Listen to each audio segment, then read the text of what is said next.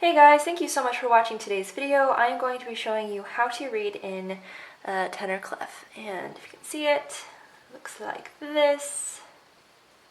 Not very pretty. I'm kind of messy when it comes to this stuff. This video shouldn't take too long. It's actually quite simple to read in Tenor Clef if you know a few tricks. I did receive this question over Instagram. And if you don't follow me on Instagram, you should. The link is in the description below, and I release daily music video clips. So yeah, it's pretty fun. Okay, this first note is C. And then of course we go through the alphabet. So we go A, B, C, D, E, F, G, A, B, C. And then for some reason, I thought I needed to add an extra note, which that's fine. We can keep going. And we'll go to the letter lines because that's always good to know. C, D, and E, F, G, A, and we need to end on C because that's going to bother me. So here is B, and then C. Okay. On the cello, if you were going to play this, let me show you this really cool trick. All you have to do is pretend like you're reading this note in bass clef, which on the cello, this note in bass clef would be F. It would be F, fourth finger on the C string. If this became bass clef, then it would be finger 4 on the C string, open G, A, and etc. If I want to read tenor clef and if I want to read it quickly, what I do is I pretend to read it in bass clef, but I push it over a string. On the cello, you have your 4 strings. So if we're looking straight at the cello this way, this is going to be A string, this is going to be the D string, this is going to be the G string, and this is going to be the C string. So basically what I'm saying is that if we read tenor clef as though it were in bass clef, it would be 4th finger. Now to transpose, so that we are actually playing the note in tenor clef, we're going to move it over a string. So we're actually going to play it right here, 4th finger on the G string. Hopefully that makes sense to you. So basically, okay, one more time I'm going to explain it. What I do when I'm reading tenor clef, I look at the first note, I pretend that it's bass clef, but then I play it 1 string over. And so this note would actually be this note in bass clef. So really all it is, you count from here, you count this note, 1, 2, 3, 4, 5. So you're moving it up a 5th. So every time you see this note in tenor clef, move it up a 5th and read it as C. So this note is C. So I'm just going to go ahead and draw the same notes in bass clef. Really hope this is making sense. It's kind of hard to explain. Probably not doing a very good job of this. Sorry.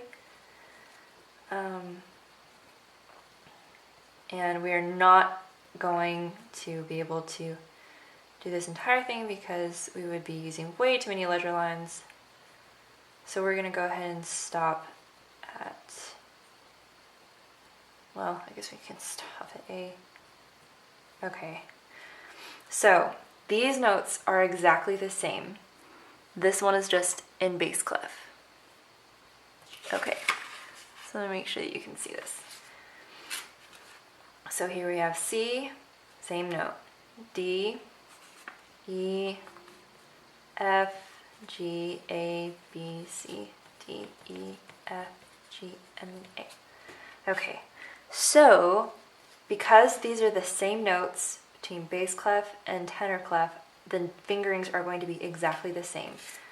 So it's just going to be 4, open 1, 2, 4, open 1, 2, 4, and then in 4th position here, we're going to have 1, 2, 4, and then usually you would just play that with harmonic. Hopefully this makes sense. Those are the exact same notes no matter what clef, same notes. Tenor clef, bass clef, but they are all the same notes. Okay, so I'm going to give you a real example. I'm going to take it from Brahms 4, Movement 2. This is a very common excerpt for orchestral auditions and chair tests, all of that, and I'm going to be using this measure as an example, and it goes over to this measure, and so I'm just going to be using those two. So let me draw that out, write it out. So let's go ahead and figure out the notes first. If we were reading this in bass clef, it would be an E, finger 1 on the D string. Since we want to know what it is in tenor clef, we're going to keep thinking in bass clef until we finish going up a fifth. So still thinking in bass clef, we're going to go E, 1, 2 on the line, 3 on the space, 4 on the other line, and 5. So we're just going up 5 steps. So I'm just going to draw a little ghost note. What is that note in bass clef? That note would be a B. And so now that we've figured out a fifth above this note, we're going to stop thinking in bass clef, and this note is what we want in tenor clef. And so this note in tenor clef is a B. And that is going to be finger 1 on the A string for those of you who are cellists. Okay, this note right here would be an F in bass clef, so we're going to transpose it up a fifth. 1, 2, 3, 4, 5, which is a C in bass clef. And so this note in tenor clef is a C. Now from here, we can figure it out in terms of intervals. So from here to here, B to C, that's 1 step. Oh, and I'm sorry, please forgive me for this. This is actually a C sharp because, of course, we always need to check the key signature. Okay, yeah, I'm not missing anything. Okay, so from here, this is a D sharp, right? Because 1 step up from here to here, C to D, C to D sharp.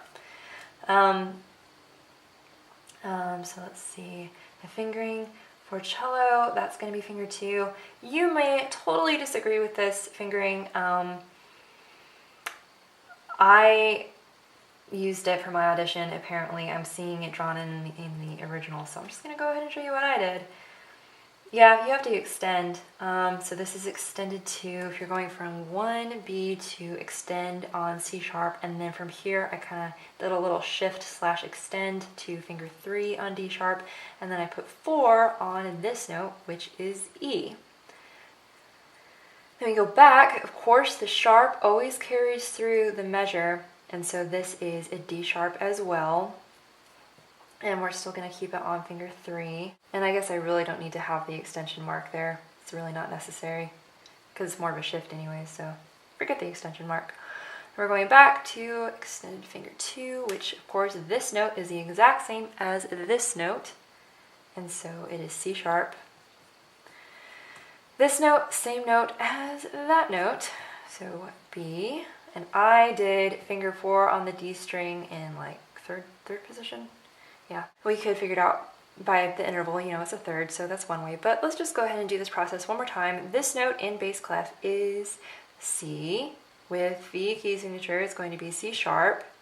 And so C sharp going up, 1, 2, 3, 4, oh, I'm sorry, 1, 2, 3, 4, 5.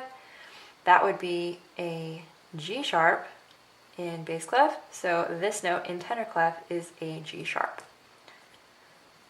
G sharp. This is just finger 1, and then this would be finger 3 because it is an A sharp. Again, we're going by stepwise motion, so it's very simple to figure out, just going from G sharp to A sharp. One last note, guys, one last note. I actually completed this video and then realized that my camera had run out of space, so I am having to start over again. We were on this note, which is B in bass clef. So if we move it up 5 steps, 1, 2, 3, 4, 5, which is F sharp in bass clef. Put a ghost note here, so it is F sharp in tenor clef. So F sharp here, and I am a finger 2. Yeah, okay. And then here is the bass clef equivalent. So B, finger 1, extend to C sharp, D sharp, finger 3, 4 on E, D sharp, finger 3, C sharp, yeah, extended finger 2, 4, B, G sharp, G sharp, A sharp, A sharp, 4, 1, 3, F sharp, finger 2. Or you could do finger 3, really doesn't matter. I think I had finger 2 written in just for the sake of vibrato. I feel like you get a better vibrato sound with that. So let me go ahead and show you this up close so that way you can pause the screen on this and really understand. Basically, this is what you look at on the music. This is what they give you.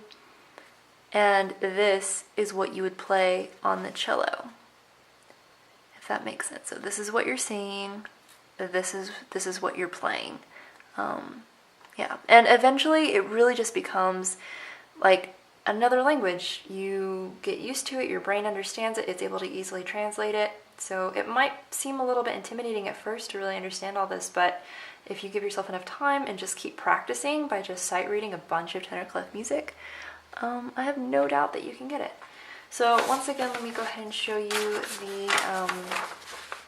the scale.